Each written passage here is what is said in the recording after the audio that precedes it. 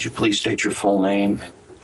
I'm Jeffrey Edward Epstein, and my residence address is 6100 Red Hook Boulevard in Virgin Islands. Have you ever been convicted of a crime? Yes. ये एक प्रकार का दलाल था जो 12 से 17 साल की नाबालिग लड़कियों का शोषण बड़े बड़े पॉलिटिशियन से लेकर बिलियनियर्स के लिए करवाता था। I was unaware that I was going to be alone with him. I thought I was going to die. इसने 1998 में एक आइलैंड भी खरीदा था जो देखने में तो काफी खूबसूरत था, लेकिन उसके अंदर छुपे थे बेहद ही काले सच। I was 14 years old. I was 16 years old. I was 16. 17. 14 years old. This is me. This was me. This is me. When I met Jeffrey Epstein. This is me. 2006 में पहली बार लोगों को इसके बारे में पता चला जब एक 14 साल की लड़की के माता पिता ने एप्स्टाइन के खिलाफ यौन शोषण का आरोप लगाया। And I would just get massages back, and then he would potentially later on turn over and play with himself. Then he would finish himself off, and then that would be the end of it. And एप्स्टाइन दोषी पाया जाता है और इसे 18 साल की jail होती है, लेकिन जिस जेल में इसे भेजा जाता है वो जेल कम बल्कि एक लग्जरी अपार्टमेंट लग रहा था। दिन के 12 घंटे जेल से बाहर जाने की परमिशन, अपने ऑफिस में काम करने का परमिशन, सिर्फ शाम के वक्त वो सिर्फ सोने आता था।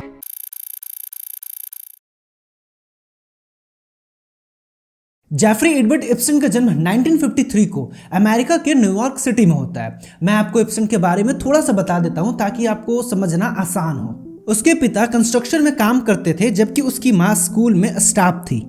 बचपन से ही एप्स्टाइन पढ़ाई में काफी ज्यादा अच्छा था, स्पेशली इन मैथमेटिक्स। उसने हायर एजुकेशन भी मैथ और फिजिक्स से ही किया। 1973 से 75 के बीच वह डेल्टन स्कूल मैनहट्टन में फिजिक्स और मैथ का टीचर बना। ये स्कूल महंगी प्राइवेट स्कूल थी जहां पर पढ़ने वाले बच्चे काफी ज्यादा अमीर फैमिली से आते थे।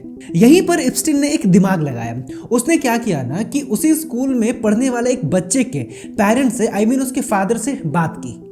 वो अपने आप को ज्यादा स्मार्ट दिखाने की कोशिश कर रहा था। उसने उस फादर से कहा कि मुझे पढ़ाना पसंद नहीं है, मुझे तो वॉल स्ट्रीट जाकर बहुत ज्यादा पैसे कमाने हैं।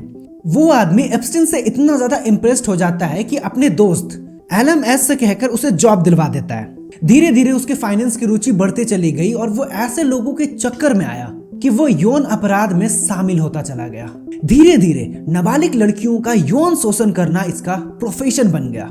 इसके जो अल्ट्रा रिच फ्रेंड्स और प्राइवेट क्लाइंट्स थे उसके साथ ये गलत काम में पार्टनर बन गया और मतलब उनके लिए एक प्रकार का मतलब ये दलाल बनता चला गया, जहां ये मासूम लड़कियों, बच्चियों और औरतों का सप्लाई करने लगा।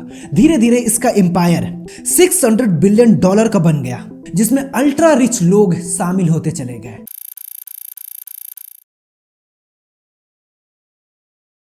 इसने 1998 में $8 बिलियन का एक आलीशान आइलैंड खरीदा जो लगभग 75 एकड़ में फैला हुआ था। इसका नाम था लिटिल सैंड जेम्स। आप स्क्रीन पर देखो कि ये आइलैंड कितना ज्यादा ब्यूटीफुल था, जिसमें एक बड़ा और प्यारा सा बंगला था, हेलीपैड, जिम्स, स्विमिंग पूल। जितना ये प्यारा आइलैंड था ना, उससे भी कहीं ज्यादा यहाँ गलत काम हो रहा था। यहाँ 12 से 17 साल की लड़कियों की ट्रैफिकिंग की जाती थी, उन्हें सेक्सुअली अब्यूज किया जाता था। जरा आप सोचो, चारों तरफ समुद्र, बीच में एक आइलैंड। अगर कोई लड़की अगर भागना भी चाहे तो वो चाह के भी नहीं भाग पाएगी, वो तुरंत पकड़ी जाएगी। ये आइलैंड जितना शानदार था उतने ही ज्यादा यहाँ घिनौने काम होते थे। दुनिया भर के अमीर लोग, ultra rich, businessman, politician, in fact Prince भी, ना जाने कितने लोग इस आइलैंड पर आए और नाबालिग लड़कियों के साथ। यहाँ पर 14 से 17 साल की लड़कियों को मॉडलिंग और मसाज के नाम पर लाया जाता था और उन्हें सेक्सुअली अब्यूज किया जाता था। उनके साथ शारीरिक संबंध बनाए जाते थे। I reported them. That 16-year-old girl just let it happen. And that was how I got into the abuse with Jeffrey and Gila. Virginia.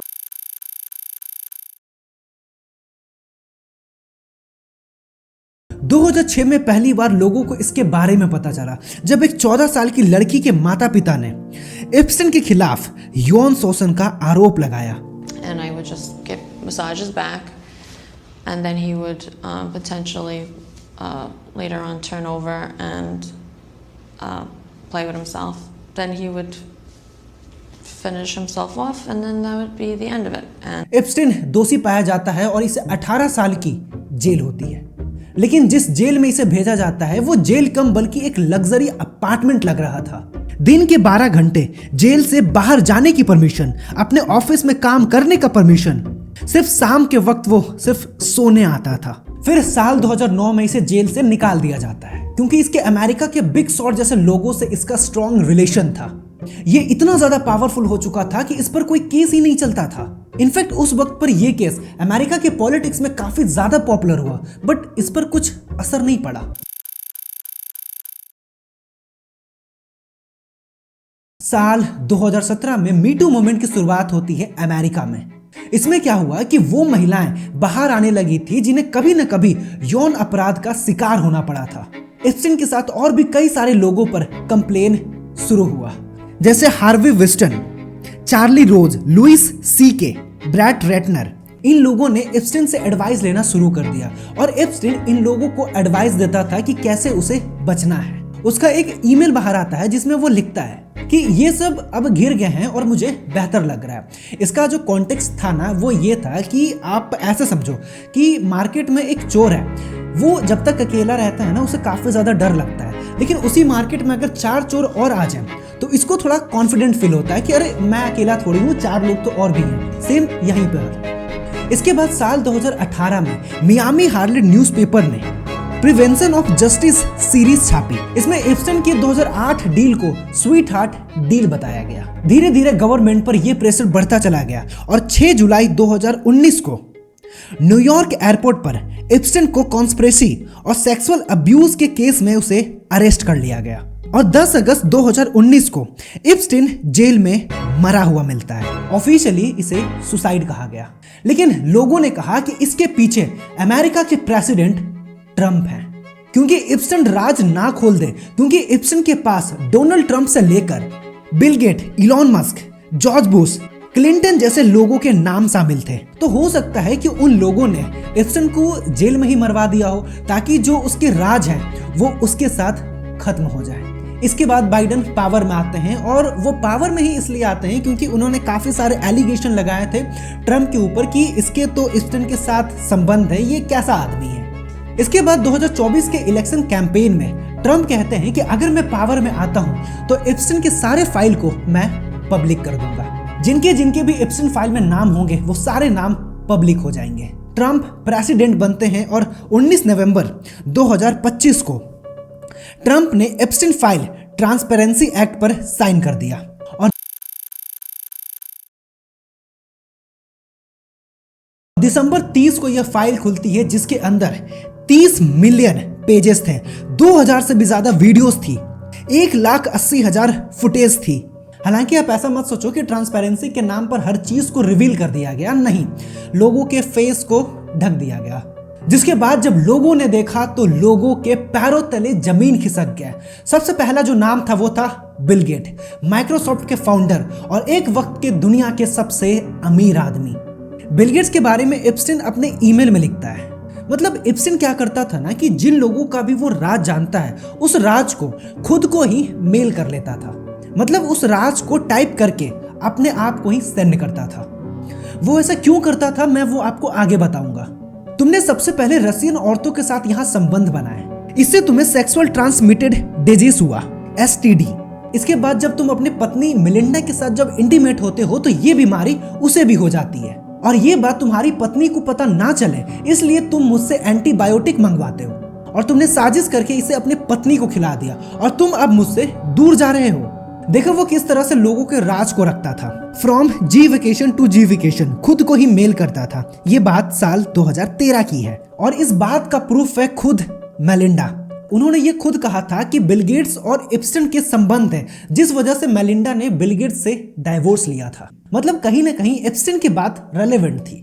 Epstein ने यहां तक आरोप लगाया कि बिल गेट्स अपने दिमाग को तेज करने के लिए एड्रोल नामक ड्रग्स लेता था।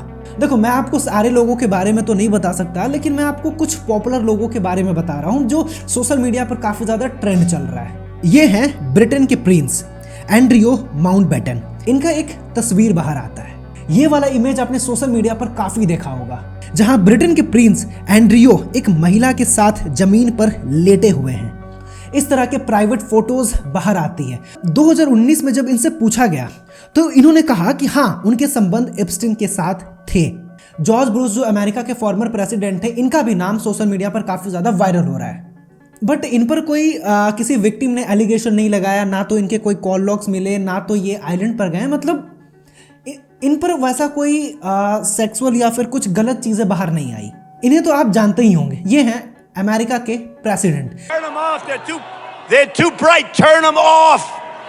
Turn them off. Let's go. जिन्होंने पूरी दुनिया के नाक में दम कर रखा है। इनका नाम 100 से भी ज्यादा बार आया है। इनका नाम FBI के डाटा में था क्योंकि लोगों ने फोन करके शिकायत की थी। इनके बारे में ज्यादा कुछ प्राइवेट चीजें बाहर नहीं आई, जैसे बिल गेट्स और एंड्रियो की, क्योंकि जाहिर सी बात है कि ये अमेरिका के हैं प्रेसिडेंट, तो ये चीजों को मैनेज कर रहे होंगे। क्योंकि अगर आप इस तरह के इमेजेस देखो जहां पर ये यंग लड़कियों के साथ में है, तो जाहिर सी बात है कि यौन संबंध को लेकर कुछ बाहर नहीं आया। लेकिन इन तस्वीरों और इन चीजों को देखने पर लगता है कि ट्रंप सबसे माहिर खिलाड़ी था इसमें। इसे यंग लड़कियां पसंद थी। मतलब आप खुद सोचो ना कि वो वहां का प्रेसिडेंट है, वही ट्रांसपेरेंसी एक्ट पर साइन करके उस फाइल को रिलीज कर रहा है, तो जाहिर सी बात है कि अगर उसका नाम अगर उसमें होगा तो वो अपना नाम हटा कर डालेगा या फिर कुछ इस तरह से डालेगा ताकि उसका सोसाइटी में पब्लिक में उसकी बदनामी ना हो। अगले हैं इलॉन मस्क। इनके बारे में भी कुछ भी प्राइवेट, ना तो कोई क्राइम ना ही कोई टेक्स्ट बाहर आया है। और सबसे इंपॉर्टेंट, हमारे देश के प्रधानमंत्री नरेंद्र मोदी का भी नाम एप्स्टीन फाइल में आया है। बात है साल 2017 की, 4 से 6 जुलाई की, जब प्रधानमंत्री इजराइल के दौरे पर थे। यहां पर पहली बार भारत का प्रधानमंत्री इजराइल के दौरे पर गया था। यहां पर एप्स्टीन मोदी के बारे में लिखता है क्योंकि प्रधानमंत्री मोदी इजराइल गए, वहां गाना गाया, वहां डांस किया उसकी एडवाइस पर, ताकि यूएस प्रेसिडेंट को बेनिफिट दिया जा सके। फिर इसके बाद लिखता है इट्स वर्कड। यहां पर कुछ ऐसे वर्ड्स हैं जो लोगों को कंफ्यूज कर रही है। ये काम कर गया, मतलब क्या? मतलब काम कर गया उसके एडवाइस पर। इसके बाद लास्ट में आते हैं स्टीफन हॉकिंग, दुनिया के महान साइंटिस्ट जो चल नहीं सकते थे चेयर व्हील पर। उन्होंने काफी अच्छे काम किए। लेकिन एप्स्टीन फाइल में चीजें काफी ज्यादा अलग आती हैं। वो एप्स्टीन के आइलैंड पर जाते हैं और वहां वो नंगी लड़कियों के डांस देखते हैं। मतलब एप्स्टीन अब फिजिकली तो कुछ नहीं कर सकते थे, लेकिन उन्हें लड़कियों की नंगी डांस देखना पसंद था।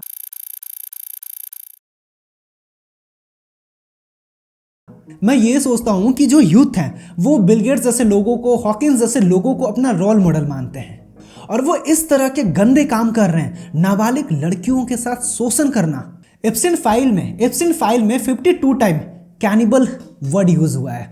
मतलब काफी सारे ऐसे इमेजेस भी वायरल हो रहे हैं जहां पर यह दिखाया जा रहा है कि उस आइलैंड पर, एप्स्टीन के याच पर, लोग इंसानों को खाया करते थे, लोग बच्चों को खाया करते थे। देखो, आप इस बात से भी डिसएग्री नहीं कर सकते हो कि जेफरी एप्स्टीन एक क्रिमिनल था जो नाबालिग लड़कियों से लेकर औरतों का शोषण करता था। बड़े बड़े बिजनेसमैन से लेकर, पॉलिटिशियन से लेकर प्रिंस तक, उन लोगों के लिए ये लड़कियां सप्लाई करता था। देखिए, मुझे ऐसा लगता है ना कि एप्स्टीन को पहले से पता था कि एक दिन ये मारा जाएगा। उसने खुद को ही मेल करना स्टार्ट किया ताकि इन लोगों के बारे में ये सबूत इकट्ठा कर सके। इसके आइलैंड पर कैमरा लगे हुए थे, जिस जेट का ये इस्तेमाल करता था उसमें कैमरा लगे हुए थे, जो ब्लैक बॉक्स था वो भी ये अपने पास रखता था कि वहां पर जो भी चीजें हो रही है उसे रिकॉर्ड कर सके। तो जब इन सारे चीजों को देखोगे कि वो इतना सबूत इकट्ठा कर क्यों रहा था, तो इसका मतलब ये है कि उसे डर था कि एक दिन उसकी जान खतरे में आ सकती है।